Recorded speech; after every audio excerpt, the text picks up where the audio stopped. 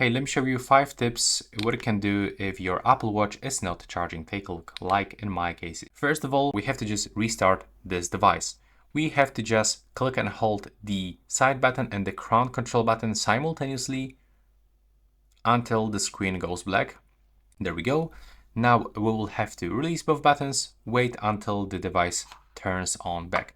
And this is the first tip, but let's say that this one is not working. So we have to also take a look on our magnetic charger. We have to take a look if there's no any dirt, some pieces of the dust or some kind of the greasy marks. So I will highly recommend you to use microfiber cloth and simply try to remove everything that is over here, but also do the same with your Apple Watch.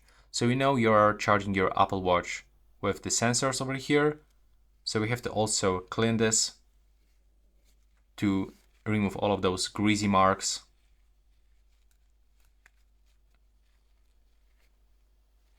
As you can see now it looks much better. Now we have to make sure that we are aligning that properly. So in the most cases there's like automatic attachment. So we should put it like so. There we go. Now as you can see it's already working. So after just the simple cleanup and the restart, it just starts working.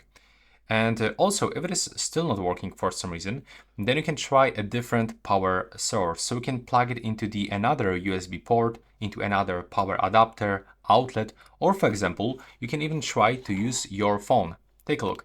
I'm gonna plug it into the Google Pixel 7 Pro and it starts charging.